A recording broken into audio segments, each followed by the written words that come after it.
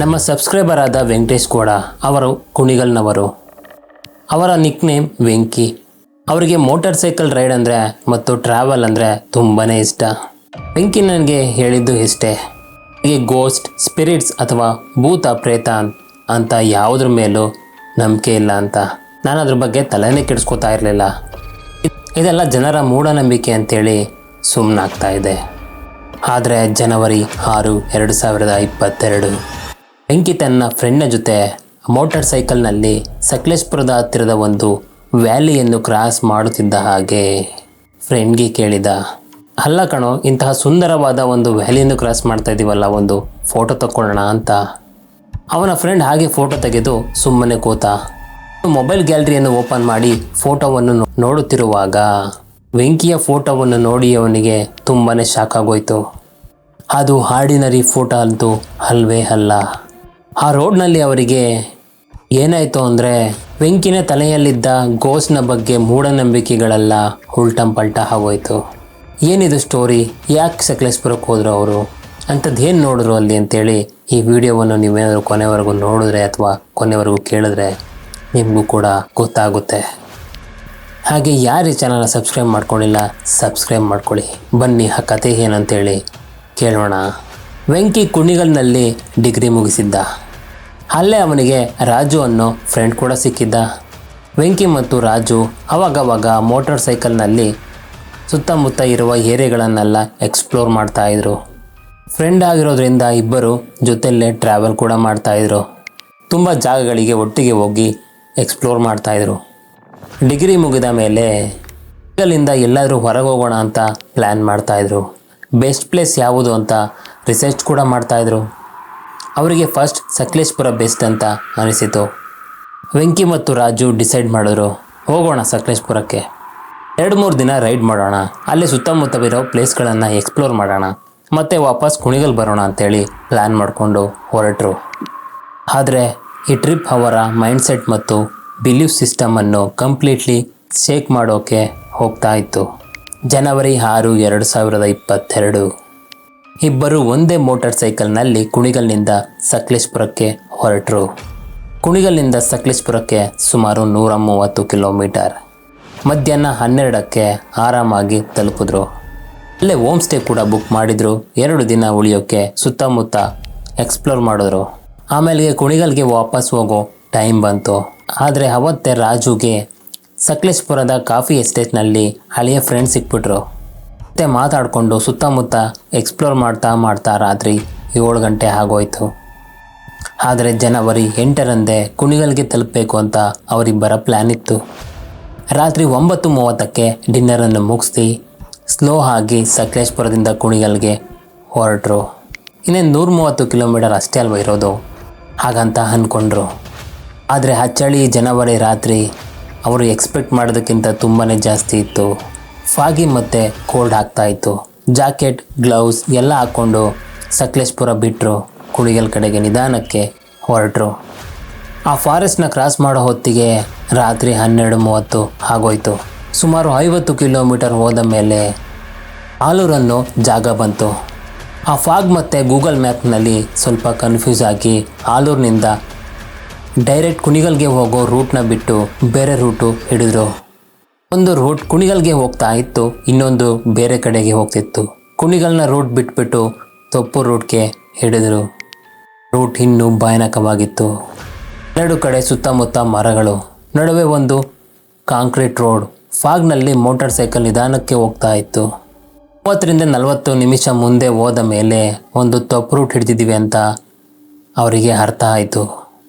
Root ಕುಣಿಗಲ್ಗೆ ಹೋಗ್ತಾ ಇತ್ತು, ಆದರೆ ಈ ಉದ್ದ ರೂಟ್ನಲ್ಲಿ ಮ್ಯಾಪ್ನ ಚೆಕ್ ಮಾಡಿದ್ರೆ ಮಾಗಡಿ ಅಂತ ತೋರಿಸ್ತಾ ಇತ್ತು. ಅವರು ಹಾಗೆ ಗಾಡಿಯನ್ನು ಸ್ಲೋ ಮಾಡಿದ್ರು. ಮಾಗಡಿಯಿಂದ ಚಿಕ್ಕಮಂಗ್ಳೂರಿಗೆ ಹೋಗಿ ಅಲ್ಲಿಂದ ಕುಣಿಗಲ್ಗೆ ತಲುಪಬಹುದು ಅಂತ ಅವರು ಅಂದ್ಕೊಂಡ್ರು.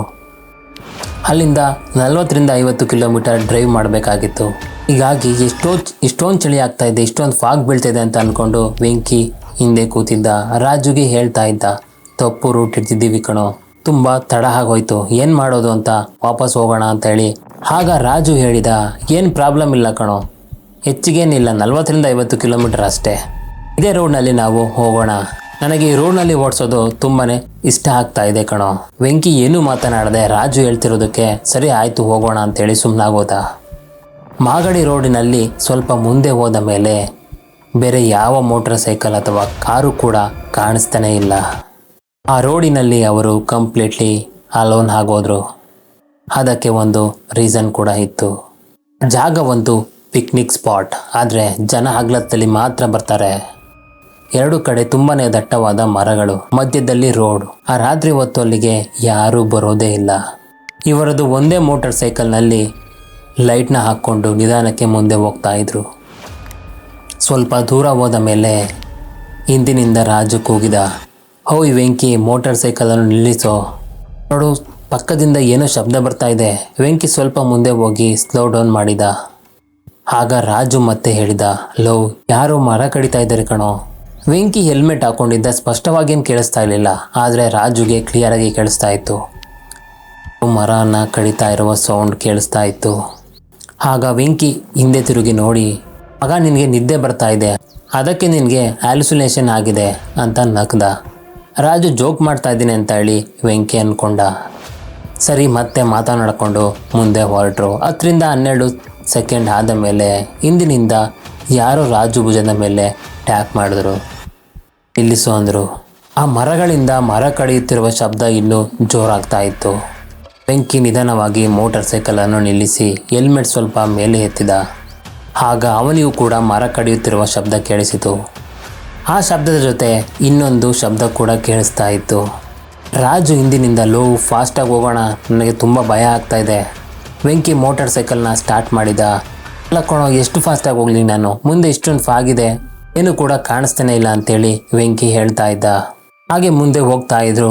5-7 ಕಿಲೋಮೀಟರ್ ರೈಡ್ ಮಾಡಿದ ಮೇಲೆ ಹಾಗೆ ರಾಜು ಹಿಂದಿನಿಂದ, ಲೋ, ಮೋಟರ್ ಸೈಕಲ್ನ ಸೈಡ್ಗೆ ಹಾಕು, ನಾನು ಒನ್ಗೆ ಹೋಗಬೇಕು ಅಂತೇಳಿ ಹೇಳಿದ. ವೆಂಕಿ ಸರಿ ಕಣ, ಆಯಿತು ಅಂತೇಳಿ ಗಾಡಿಯನ್ನು ಸೈಡ್ಗೆ ನಿಲ್ಲಿಸಿದ. ಸರಿ ನಾನು ಕೂಡ ಹೋಗಬೇಕು ಅಂತ ಹೇಳಿ ಮೋಟರ್ ಸೈಕಲ್ನ ಪಾರ್ಕ್ ಮಾಡಿ ಇಬ್ಬರು ಒನ್ಗೆ ಹೋದರು. ಆಮೇಲೆ ವೆಂಕಿ ಹೇಳಿದ, ರಾಜು, ಇಂತಹ ರೋಡ್ನಲ್ಲಿ ನಾವು ಫಸ್ಟ್ ಟೈಮ್ ನೈಟ್ ರೈಡ್ ಮಾಡ್ತಾ ಇದ್ದೀವಿ ಅಲ್ವಾ, ಒಂದು ಫೋಟೋ ತೆಗಿ ಅಂತೇಳಿ ವೆಂಕಿ ಕೇಳಿದ. ರಾಜು ಕ್ವಾಲಿಟಿ ಫೋಟೋವನ್ನು ತೆಗೆದು ಹಾಗೆ ಮೊಬೈಲನ್ನು ಜೋಬ್ಗೆ ಇಟ್ಕೊಂಡ. ಹಾಗೆ ಇಬ್ಬರು ಮೋಟರ್ ಸೈಕಲನ್ನು ಏರಿ ಮತ್ತೆ ಹೊರಟರು. ಸ್ವಲ್ಪ ದೂರ ಹೋದ ಮೇಲೆ ರಾಜು ಫೋನ್ನ ತೆಗೆದು ಫೋಟೋನ ನೋಡ್ತಾ ಇದ್ದ. ಅವನು ನೋಡುತ್ತಿದ್ದ ಹಾಗೆ ವೆಂಕಿನ ಶೋಲ್ಡರ್ ಮೇಲೆ ಕೈ ಇಟ್ಟು ವೆಂಕಿಗೆ ಸ್ಲೋ ಡೌನ್ ಮಾಡೋ, ಪ್ಲೀಸ್ ಕಣೋ ಅಂತೇಳಿ ಹೇಳಿದ.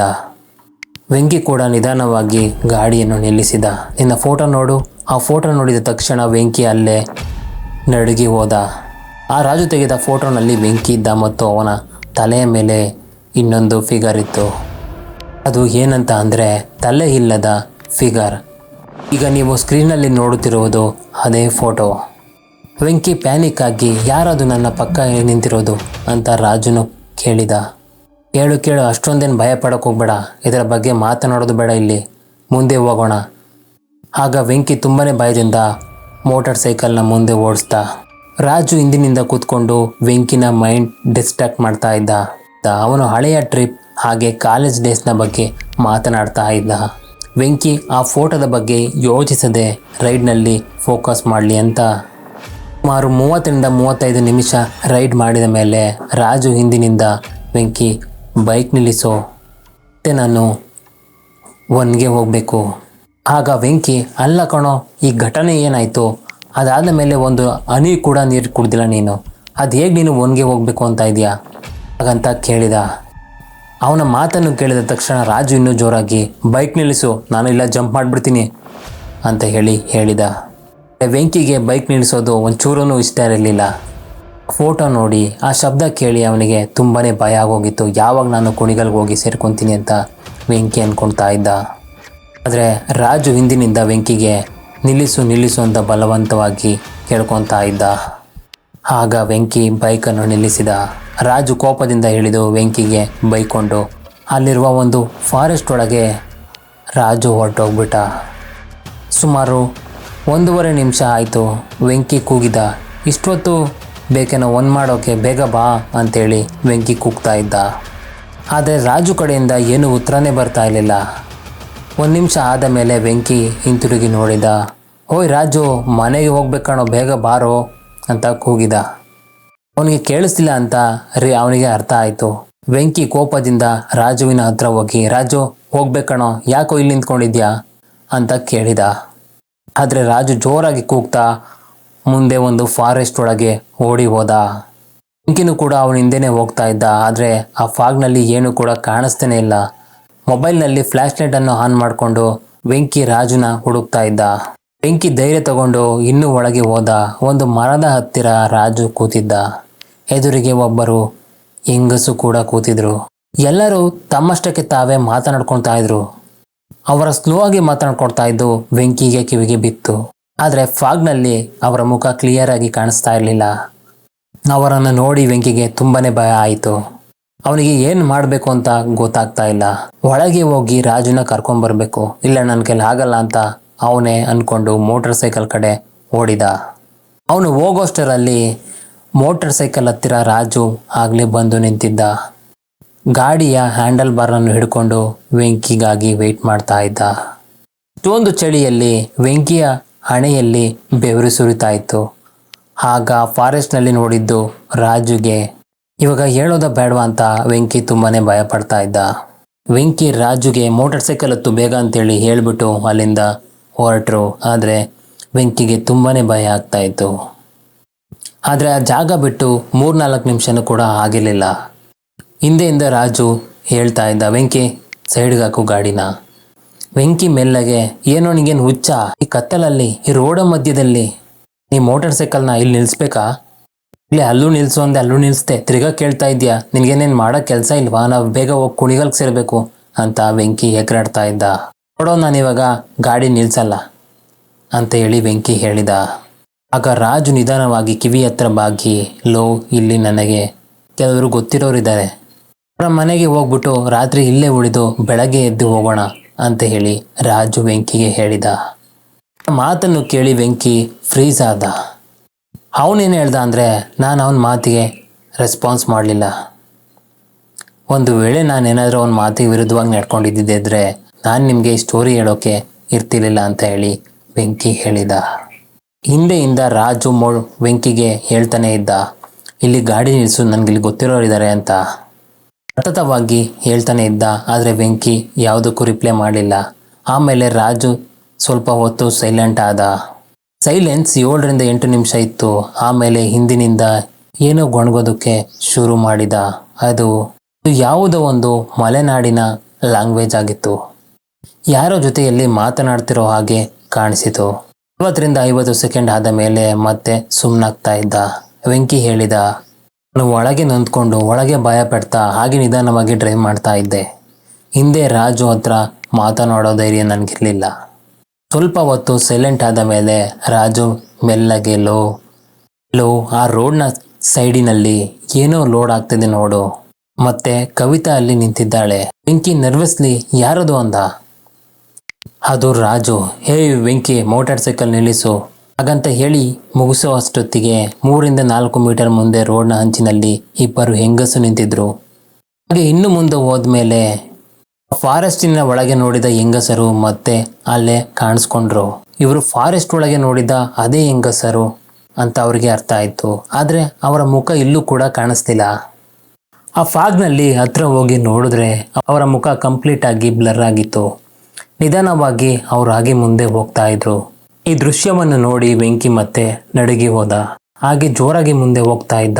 ರಾಜು ಹಿಂದಿನಿಂದ, ವೆಂಕಿ ನಿಲ್ಲಿಸು, ವೆಂಕಿ ಇಲ್ಲಿ ನಿಲ್ಲಿಸು, ನನಗೆ ಅಲ್ಲಿ ಪರಿಚಯದವರು ಇದ್ದಾರೆ, ನನ್ನನ್ನು ಕರೀತಾ ಇದ್ದಾರೆ, ಹೋಗೋಣ, ಇವತ್ತು ರಾತ್ರಿ ಅಲ್ಲೇ ಇರೋಣ ಅಂತೇಳಿ ಹೇಳ್ತಾ ಇದ್ದ. ವೆಂಕಿ ನಿಲ್ಲಿಸಲಿಲ್ಲ. ಹಾಗೆ ರಾಜು, ವೆಂಕಿ ಕರೀತಾ ಇದ್ದಾರೆ, ಮೋಟರ್ ಸೈಕಲ್ನ ನಿಲ್ಲಿಸು ಅಂತ ಪದೇ ಪದೇ ಹೇಳ್ತಾ ಇದ್ದ. ಹಾಗೆ ರಾಜು ಹೇಳ್ತಾ ಇದ್ರು, ವೆಂಕಿ ನಿಲ್ಲಿಸಲಿಲ್ಲ ಅಂತೇಳಿ. ಹಾಗೆ ನಿಧಾನವಾಗಿ ಅವನ ಕುತ್ತಿಗೆ ನಿಸ್ಕೋಕೆ ಸ್ಟಾರ್ಟ್ ಮಾಡಿದ. ಬ್ಯಾಲೆನ್ಸ್ ತಪ್ಪಿ ಇಬ್ರು ರೋಡ ಮಧ್ಯೆ ಬಿದ್ರು. ವೆಂಕಿ ಭಯದಿಂದ ಎದ್ದು ಹಾಗೆ ರೋಡ ಮಧ್ಯದಲ್ಲಿ ಓಡೋದಕ್ಕೆ ಶುರು ಮಾಡಿದ. ರಾಜು ಗ್ರೌಂಡ್ನಲ್ಲಿ ಹಾಗೆ ಬಿದ್ದಿದ್ದ. 70-80 ಮೀಟರ್ ಓಡಿದ ಮೇಲೆ 60 ವರ್ಷದ ವಯ್ಯಂದರು ಸಿಕ್ಕಿದ್ರು. ಅವರ ಕೈಯಲ್ಲಿ ಒಂದು ಚೀಲ ಇಟ್ಕೊಂಡಿದ್ರು. ಎದುರಿನಿಂದ ಬರ್ತಾ ಇದ್ರು. ನೋಡೋದಕ್ಕೆ ಅಲ್ಲೇ ಲೋಕಲ್ನ ಜನತ್ರ ಕಾಣಿಸ್ತಾ ಇದ್ರು. ಏನಾಯ್ತು, ಯಾಕೆ ರೋಡ್ನ ಮಧ್ಯೆ ಹೀಗೆ ಓಡ್ತಾ ಇದೆಯಾ ಅಂತ ವೆಂಕಿನ ಕೇಳಿದ್ರು. ವೆಂಕಿ ಹೇಳಿದ, ನನ್ನ ಫ್ರೆಂಡ್ ಹಿಂದೆ ಬರ್ತಾ ಇದ್ದಾನೆ ಅವನಿಗೆ ಏನಾಗಿದೆ ಅಂತ ಗೊತ್ತಾಗ್ತಾ ಇಲ್ಲ. ಬನ್ನಿ ಅವನನ್ನು ಕಾಪಾಡಿ. ಅವರು ಅವನ ಜೊತೆನೆ ಓಡಿ ಹೋದ್ರು. ರಾಜು ಅನ್ಕಾನ್ಸಿಯಸ್ ಆಗಿ ಅಲ್ಲೇ ಬಿದ್ದಿದ್ದ. ವೆಂಕಿ ನೀರನ್ನು ತೆಗೆದು ಮುಖದ ಮೇಲೆ ಸುರಿದ. ನೀರು ಬಿದ್ದರೂ ತಕ್ಷಣ ರಾಜು ಎದ್ದು ಎಡಗೈಗೆ ತುಂಬಾನೇ ನೋವಾಗಿತ್ತು. ಆಗ ಅವರಿಬ್ಬರು ಹಿರಿಯರು ಏನಾಯ್ತು ಅಂತ ಕೇಳಿದ್ರು. ವೆಂಕಿ ವಿವರಿಸಿದ. ಆಗ ಆ ಹಿರಿಯರು ಹೇಳಿದ್ರು, ನೋಡ್ರಪ್ಪ, ಇಷ್ಟೊತ್ತಲ್ಲಿ ನೀವು ಮುಂದೆ ಹೋಗೋದು ಬೇಡ, ಸ್ವಲ್ಪ ಹೊತ್ತು ಕಾಯಿರಿ, ಇಲ್ಲೇನೆ ಬೆಳಕಾಗುತ್ತೆ, ಬೆಳಕಾದ್ಮೇಲೆ ಇಲ್ಲಿಂದ ಹೊರಡ್ರಿ ಅಂತೇಳಿ ಆ ಹಿರಿಯರು ಹೇಳಿದ್ರು. ಹಿರಿಯರು ಕೂಡ ಅವರಿಬ್ಬರ ಜೊತೆನೆ ಅಲ್ಲೇ ಇದ್ರು. ಬೆಳಕಾದ ಮೇಲೆ ರೈಡ್ ಅವರಿಬ್ಬರು ಮುಂದೆ ಉರಿಸಿದ್ರು. ಬೆಳಗ್ಗೆ 6:30ಕ್ಕೆ ಕುಣಿಗಲ್ ಬಂದು ತಲುಪಿದ್ರು. ಅದರ ಸ್ಟೋರಿ ಇಲ್ಲಿಗೆ ಮುಗಿಲಿಲ್ಲ. ವೆಂಕಿಗೆ ಏನೇನಾಯ್ತು ಎಲ್ಲ ಘಟನೆಗಳನ್ನು ನೆನ್ಪು ಮಾಡ್ಕೊಂಡು ಅವನು ತುಂಬಾನೇ ಭಯ ಪಡ್ತಾ ಇದ್ದ. ರಾಜುಗೆ ಏನೂ ನೆನಪಿರ್ಲಿಲ್ಲ. ಬೈಕ್ನಿಂದ ಬಿದ್ದಿದ್ದು ಮಾತ್ರ ನೆನಪಿತ್ತು. ಕುಣಿಗಲ್ಗೆ ಬಂದು 1 ವಾರವಾದ ಮೇಲೆ ರಾಜುವಿನ ಬಿಹೇವಿಯರ್ ತುಂಬಾನೇ ಬದಲಾಯಿತು. ವೆಂಕಿಗೆ ಫೋನ್ ಮಾಡಿದ್ರು ಅವನು ಫೋನ್ ತಗೊತಾ ಇರಲಿಲ್ಲ. ಮನೆಗೆ ಹೋದ್ರು ಮಾತನಾಡ್ತಾ ಇರಲಿಲ್ಲ. ದಾರಿಯಲ್ಲಿ ಸಿಕ್ಕಿದ್ರು ಗೊತ್ತಿಲ್ಲದೆ ಇರೋ ಥರ ಹಾಗೆ ಹೋಗ್ತಾ ಇದ್ದ. ಕೆಲವು ದಿನಗಳಾದ ಮೇಲೆ ರಾಜುವಿನ ಅಮ್ಮ ಮತ್ತು ಅವರ ಅಕ್ಕ ವೆಂಕಿಗೆ ಕಾಲ್ ಮಾಡಿದ್ರು. ಮಗು ರಾಜುಗೆ ಸರಿ ಇಲ್ಲ ಕಣೋ, ಹಾಸ್ಪಿಟಲ್ಗೆ ಕರ್ಕೊಂಡು ಬಂದಿದ್ದೀವಿ, ಒಂಥರ ಹಾಡ್ತಾ ಇದ್ದಾನೆ, ವಾಮಿಟ್ ತುಂಬ ಮಾಡ್ತಾ ಇದ್ದಾನೆ ಅಂತ ಹೇಳಿದ್ರು. ಆಗ ವೆಂಕಿ ಹಾಸ್ಪಿಟಲ್ಗೆ ಹೋದಾಗ ರಾಜುವಿನ ಕಣ್ಣು ಒಳಕ್ಕೆ ಹೋಗಿತ್ತು. ಡಾರ್ಕ್ ಸರ್ಕಲ್ ಬಂದಿತ್ತು. ತುಂಬಾನೇ ಸ್ವರ್ಗೋಗಿದ್ದ. ರಾತ್ರಿ ನಡೆದಿದ್ದು ನಾವು ಮುಚ್ಚಿಟ್ಟಿದ್ದು ತಪ್ಪು ಅಂತ ವೆಂಕಿಗೆ ಅನಿಸ್ತು. ಆಗ ವೆಂಕಿ ಎಲ್ಲವನ್ನು ಅವರ ಅಪ್ಪ ಅಮ್ಮನಿಗೆ ಹೇಳಿದ. ಆಗ ಅವರಪ್ಪ ಕೇಳಿದ ತಕ್ಷಣ ಡಾಕ್ಟರ್ಗೆ ಡಿಸ್ಚಾರ್ಜ್ ಮಾಡಿ ಅಂತ ಹೇಳಿ ರಾಜುನ ಕರ್ಕೊಂಡು ಊರಿನ ದೇವಸ್ಥಾನಕ್ಕೆ ಕರ್ಕೊಂಡು ಹೋದ. ಅಲ್ಲಿ ಅರ್ಚಕರು ಮಂತ್ರ ಹೇಳಿ ಪವಿತ್ರವಾದ ನೀರನ್ನು ಚಿಮುಕಿಸಿ ಮನೆಗೆ ಕರ್ಕೊಂಡು ಹೋಗಿ ಪೂಜೆ ಕಂಟಿನ್ಯೂ ಮಾಡಿ ಅಂತ ಹೇಳಿದ್ರು. ಹಾಗೆ ಮಾಡಿದ ಕೆಲವು ದಿನಗಳಲ್ಲಿ ರಾಜು ಸಂಪೂರ್ಣವಾಗಿ ಬದಲಾದ. ವೆಂಕಿಯ ಮನಸ್ಸಿನಲ್ಲಿ ಪ್ರಶ್ನೆ ಉಳಿದಿತ್ತು, ಆ ರಾತ್ರಿ ಏನಾಯ್ತು ನಮಗೆ, ಯಾರ ಆ ಜನ? ಒಂದು ದಿನ ಒಬ್ಬನೇ ಸಕಲೇಶ್ಪುರದ ಕಡೆ ರೈಡ್ ಮಾಡಿದ. ಸಕಲೇಶ್ಪುರ ತಲುಪಿ 50 ಕಿಲೋಮೀಟರ್ ಹೋದ ಮೇಲೆ ಲೋಕಲ್ ಜನ ಸಿಕ್ಕಿದ್ರು. ಅಲ್ಲಿ ನಿಂತು ಮಾತನಾಡಿದ. ಅಲ್ಲಿ ತಿಳಿದ ಸಂಗತಿ ಏನಂದರೆ, ಆ ಫಾರೆಸ್ಟ್ನಲ್ಲಿ ಅನೇಕ ಲೋಕಲ್ ಜನ ಸತ್ತಿದ್ದಾರಂತೆ. ಸರಿಯಾಗಿ ಅಂತ್ಯಕ್ರಿಯೆನೂ ಆಗಿಲ್ವಂತೆ ಅವ್ರದ್ದು. ಅವರ ಆತ್ಮಗಳು ಇನ್ನೂ ಆ ಫಾರೆಸ್ಟ್ನಲ್ಲಿ ಹರಿದಾಡ್ತಾ ಇದೆ. ವೆಂಕಿ ಏನಾದರೂ ಅಲ್ಲಿಂದ ಜೋರಾಗಿ ಕಡೆ ಕುಣಿಗಲ್ ಕಡೆ ಬರಲಿಲ್ಲ ಅಂದಿದ್ದರೆ ಆ ಆತ್ಮಗಳು ಇವರಿಬ್ಬರನ್ನು ಕೂಡ ಕರ್ಕೊಂಡು ಹೋಗ್ತಿದ್ವಂತೆ. ಇದನ್ನೆಲ್ಲ ತಿಳ್ಕೊಂಡು ವೆಂಕಿ ಮತ್ತೆ ಕುಣಿಗಲ್ಗೆ ವಾಪಸ್ ಬಂದ. ಸ್ನೇಹಿತರೆ, ಇದಾಗಿತ್ತು ಇವತ್ತಿನ ಸ್ಟೋರಿ. ಇದೇ ರೀತಿ ನಿಮ್ಗೇನಾದರೂ ಎಕ್ಸ್ಪೀರಿಯನ್ಸ್ ಆಗಿದರೆ ದಯವಿಟ್ಟು ಇನ್ಸ್ಟಾಗ್ರಾಮಲ್ಲಿ DM ಮಾಡಿ ಅಥವಾ ಇಲ್ಲೇ ಕಾಮೆಂಟ್ ಮೂಲಕ ತಿಳಿಸಿ. ಈ ಸ್ಟೋರಿ ಏನಾದರೂ ನಿಮ್ಗೆ ಇಷ್ಟವಾಗಿದರೆ ದಯವಿಟ್ಟು ಒಂದು ಲೈಕ್ ಮಾಡಿ. ಹಾಗೆ ನಿಮ್ಗೆಲ್ಲರಿಗೂ ಒಂದು ಮಾತು ಹೇಳೋದಕ್ಕೆ ಇಷ್ಟಪಡ್ತೀನಿ.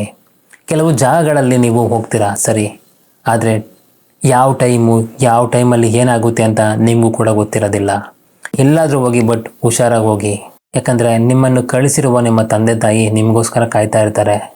ನಾನು ಸಿಗ್ತೀನಿ ನಿಮಗೆ ಆದಷ್ಟು ಬೇಗ ಮತ್ತೊಂದು ವಿಡಿಯೋ ಜೊತೆ. ಅಲ್ಲಿವರೆಗೂ ಟೇಕ್ ಕೇರ್, ಬಾಯ್.